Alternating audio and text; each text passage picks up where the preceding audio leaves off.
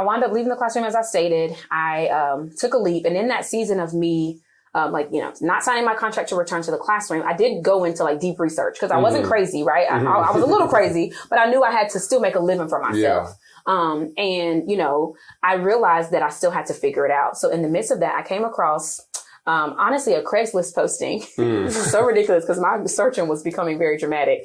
And somehow I came across a Craigslist posting that said something about the tumble bus in Greenville, South Carolina. And I was like, tumble bus, like, what is that? The term just caught my attention. So wound up looking into this business called Tumble Bus. Essentially, you purchase a bus and you kind of do what you need to do in your community. In this mobile way. And so me being a teacher and really loving music, again, talking about the singing stuff, really loving literacy. I loved children's books. And that was my favorite thing as a teacher, sitting down in story time and reading stories. Music and movement is another thing. I was also an aerobic instructor. Okay. So all throughout college, again, multi-passionate, right? Like doing a lot of stuff, but it's the stuff I really love. So I love like going to work and then leaving and going to teach my aerobic classes. So from that, I realized I loved music, movement, and literacy. Okay. So on this bus, I was like, if I get this bus, this is me in my planning phase. I can then utilize this to teach children music, movement, and literacy. And so I did it. I bought a bus. And that is the beginning of the journey. I didn't know how to drive a bus.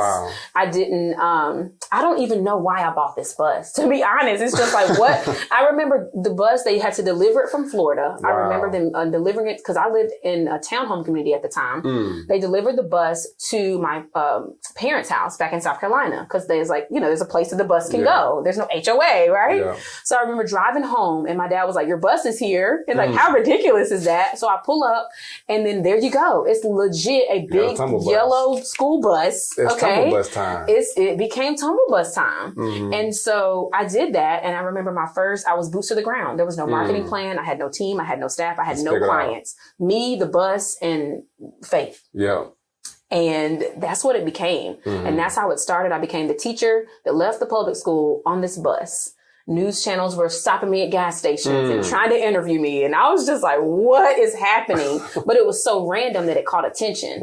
And so from that, I began to get opportunities. And I started getting contracts. I started getting clients. Parents, their kids loved it. They were signing their kids up.